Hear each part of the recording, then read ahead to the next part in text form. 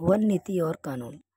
भारत उन कुछ देशों में से है जहां 1894 से ही वन नीति लागू है। इसे 1952 और 1988 में संशोधित किया गया। संशोधित वन नीति 1988 का मुख्य आधार वनों की सुरक्षा, संरक्षण और विकास है।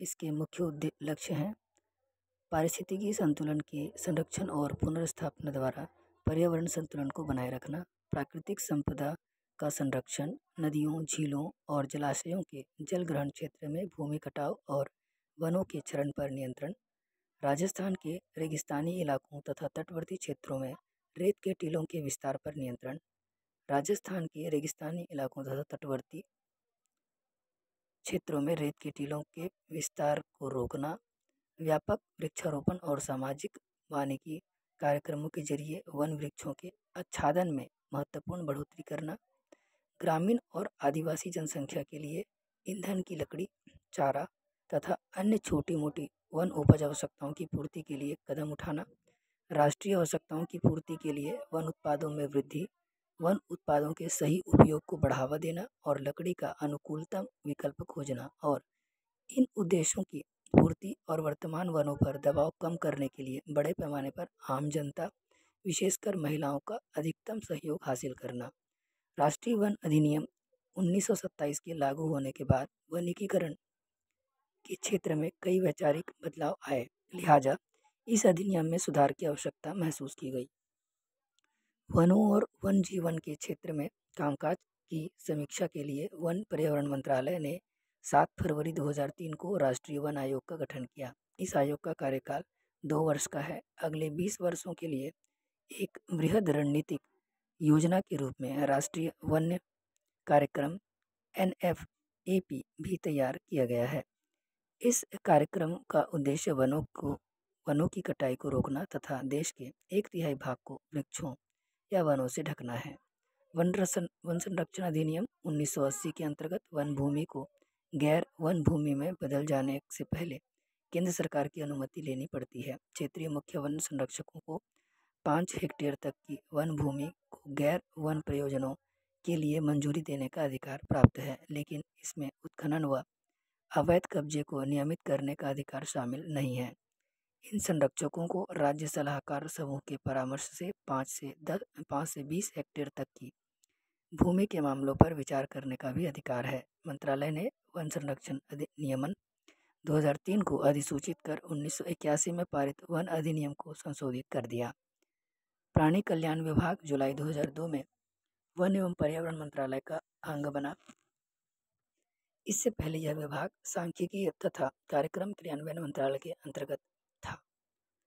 प्राणी कल्याण विभाग का कार्य जानवरों पर बेवजह की यंत्रणा पर रोक लगाने से संबद्ध है। पशुओं पर होने वाली क्रूरता पर रोक संबंधी अधिनियम 1960 में कुछ नए नियम दिसंबर 2002 में अधिसूचित किए गए।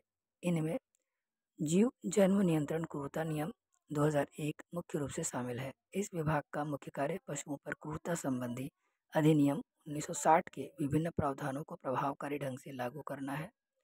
इस अधिनियम के अंतर्गत विभिन्न उद्देश्यों के लिए कई नियम बनाए गए हैं। इस अधिनियम की धारा 4 के अंतर्गत भारतीय प्राणी कल्याण बोर्ड AWBI एक वैधानिक निकाय है। बोर्ड का मुख्यालय चेन्नई में है। पर्यावरण संबंधी कुछ जरूरी तिथियां। स्टॉकहोम संगोष्ठी 1972 में 5 से 14 जून तक स्टॉकहोम में इस संगोष्ठी का आयोजन किया गया था।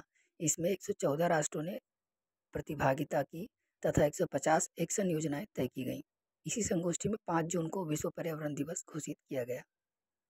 नैरोबी संगोष्ठी 1982 में संयुक्त राष्ट्र की पर्यावरण पर संगोष्ठी नैरोबी में संपन्न हुई। ओजोन को नष्ट करने वाले पदार्थों ODS पर 1985 में वियना समझौता हुआ। 1987 में मॉन्ट्रियल संधि प्रस्ताव पारित हुई। रियो शिखर सम्मेलन 1992 में 3 से 14 जून तक संयुक्त राष्ट्र ने रियो डी जेनेरो में अर्थ समिट का आयोजन किया।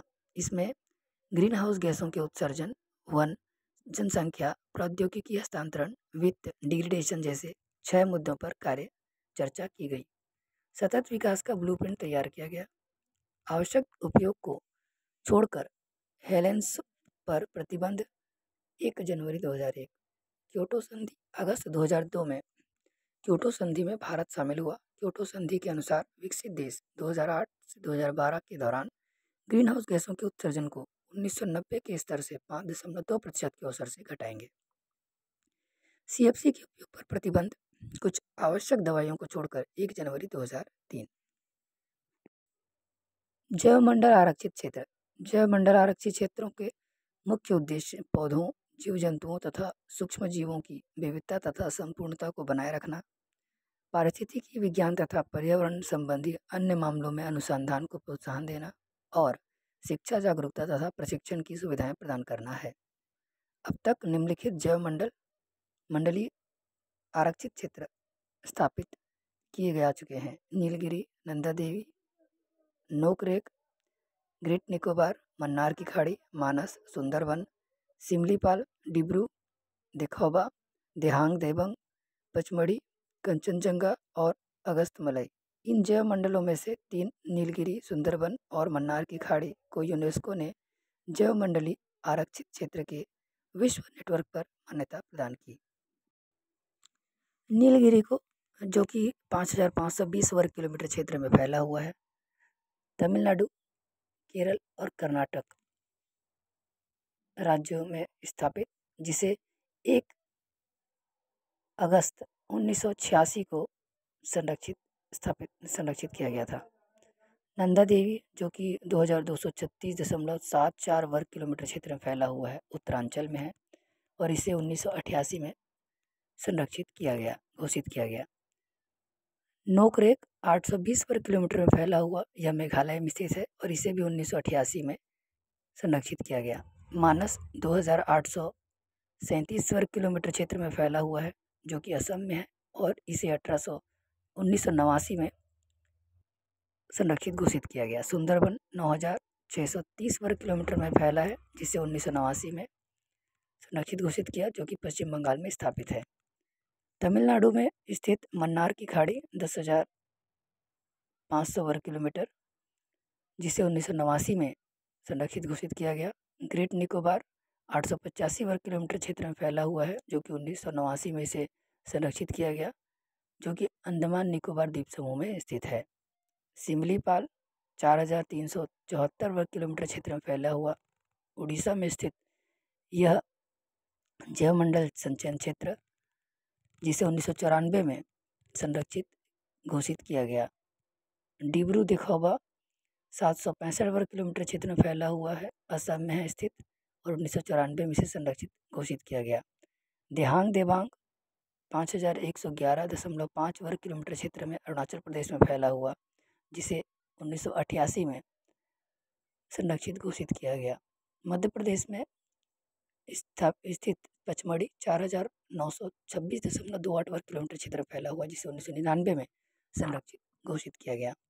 कंचनजंगा 2619.92 वर्ग किलोमीटर क्षेत्र में फैला हुआ, जिसे 2000 में संरक्षित घोषित किया, जो कि सिक्किम में स्थित है। केरल और तमिलनाडु में स्थित अगस्तमलाई, जिसे 12 नवंबर 2001 को संरक्षित घोषित किया गया।